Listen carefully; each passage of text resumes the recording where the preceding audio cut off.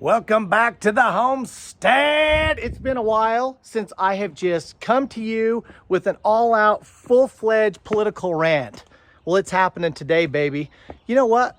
While I do, though, I'm going to be inside of the greenhouse. So you're going to be able to look at all of these beautiful plants and flowers in this amazing greenhouse while I just spew off some politics. So if you're interested, join me in the video. And if you like it, put a little thumbs up and subscribe.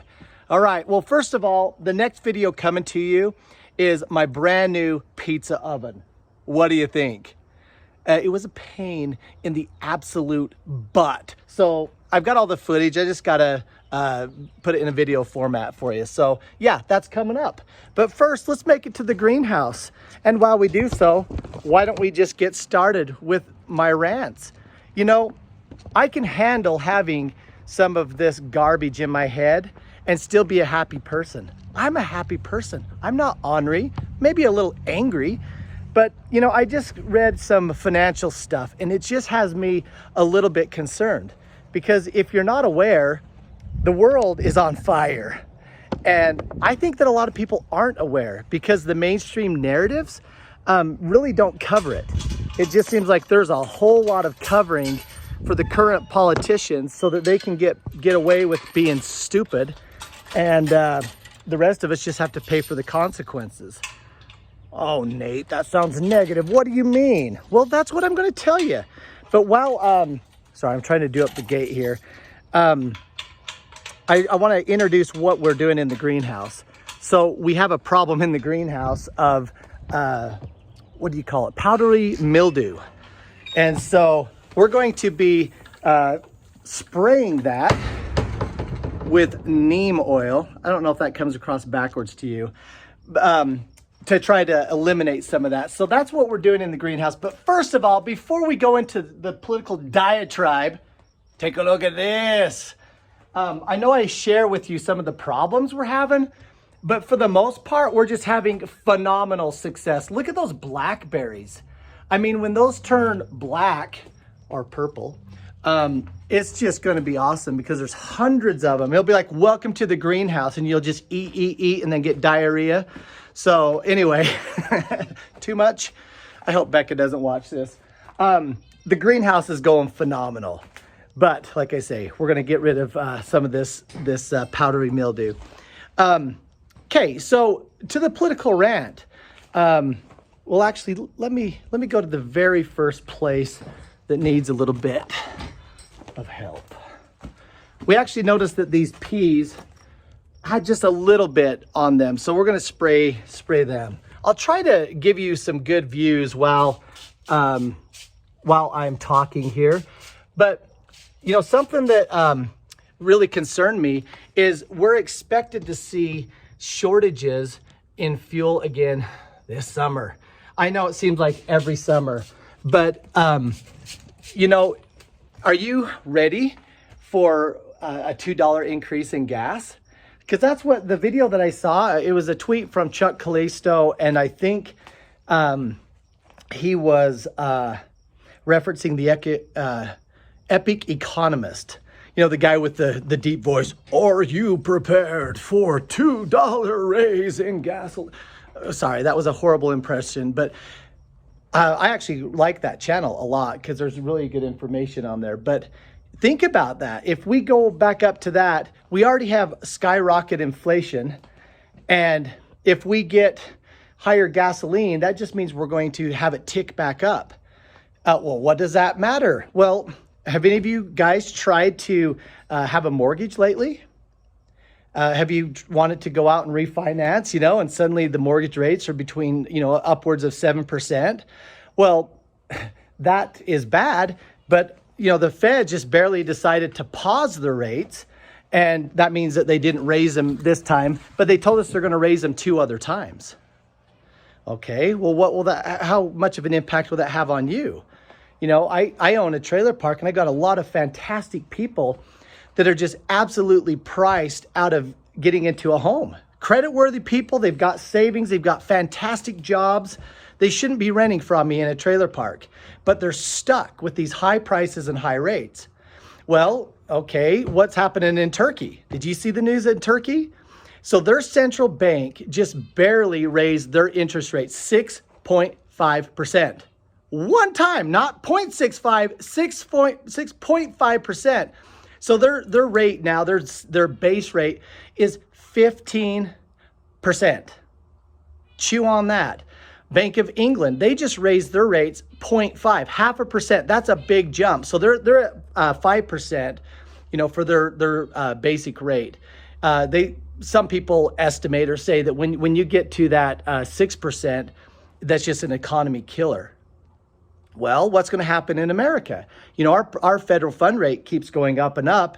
We know we're going to get, they've announced that we're going to get 2 more rate increases this year.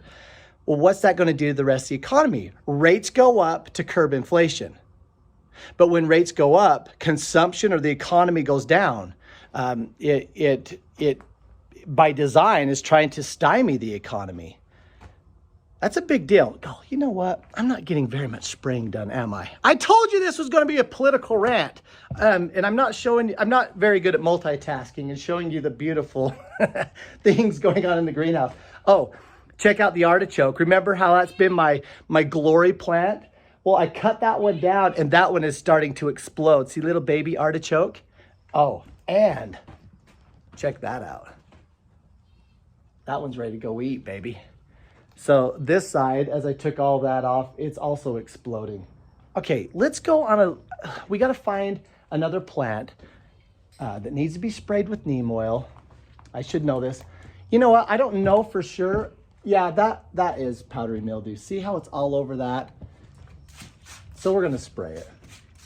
We're going to spray. The good news is that Becca will come out here and do it right. And so I just want to get it started, all right. Something else that has really absolutely just irked me. You've heard of a 2-tier justice system. That means you and we have to, follow the law, or when we don't, we get fined.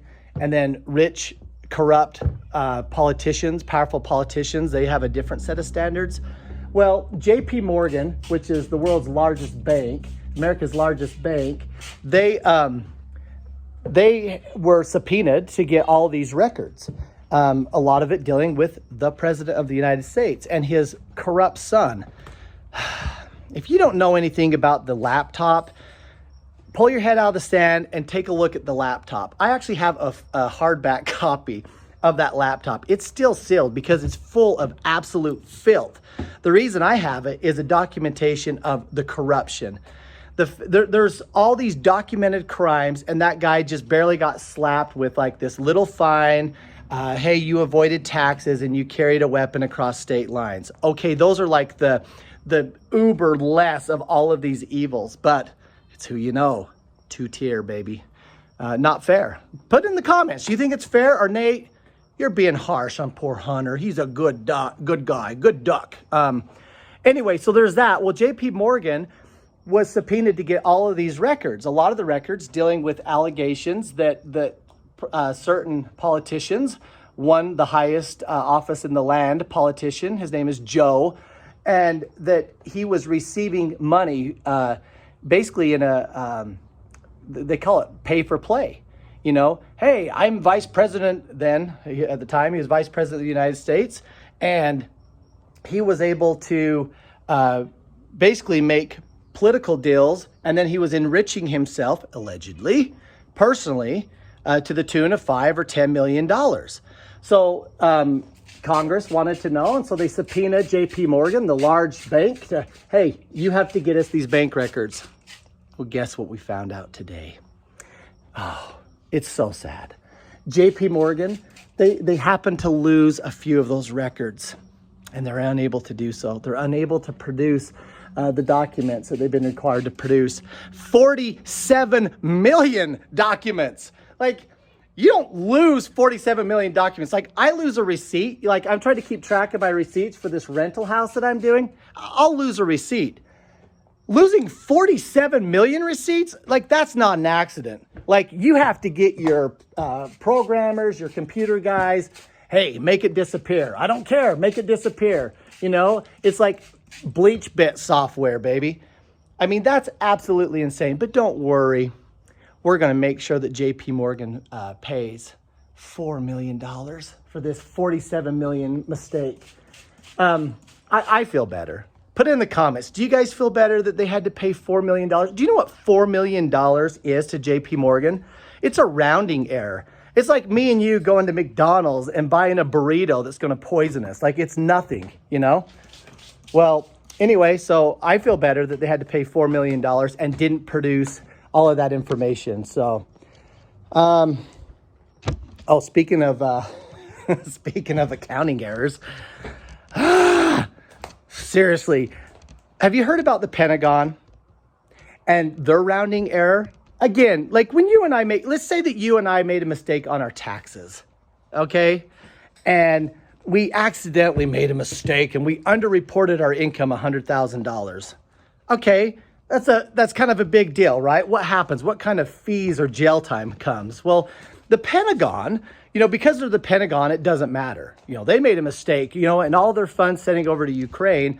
Oh, we've added it up and it looks like we overreported, excuse me. We overreported the assets of Ukraine of $6.2 billion. 6.2 billion. So now they have all that extra money that they can go and give to Ukraine because we have so much excess money. We don't need to spend it on fentanyl and on the border, on our homelessness crisis. I was just barely up in Salt Lake, Utah. And I mean, we were like in the heart of it. And I'm like, holy cow, really? We have got issues here. And we're not even San Francisco, you know? And we have so much money that we can have a rounding error in the tune of $6.2 billion. And then with that rounding error, we can send it over to Ukraine. That's good. That's good stuff. Well, anyway, that's pretty much all of it for my rant. I was going to share more about what's happening in Georgia. I just don't know if I have the energy to get into that.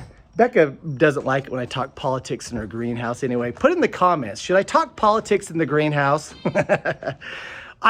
Sorry, it's what's on my mind. Don't worry, I've got another video on milk coming up. I have a video I should have released 2 months ago on freeze drying eggs. Oops, didn't put that out there.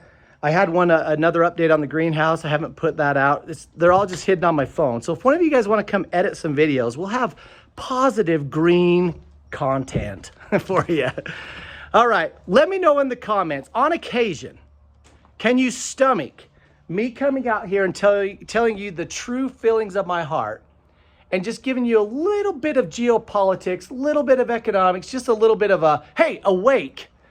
Because I feel like I'm supposed to wake my friends and neighbors up a little bit.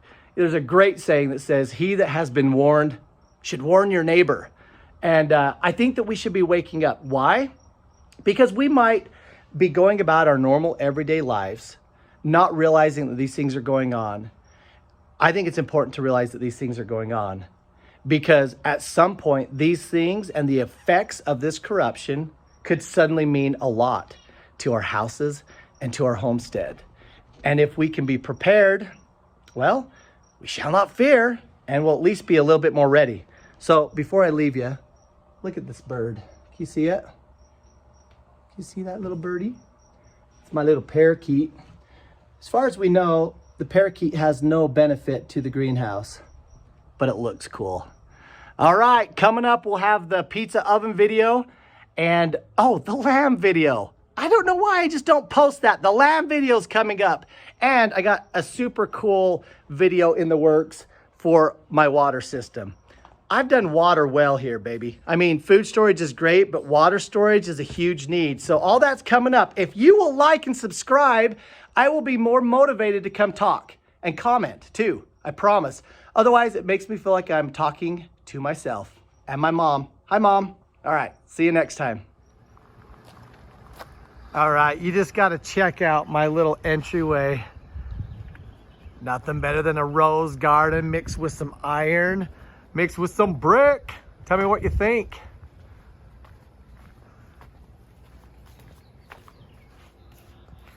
And the sweetest little girl ever. Just saying. These are knockout roses, and they are fantastic. All right, sorry, I'm done gloating.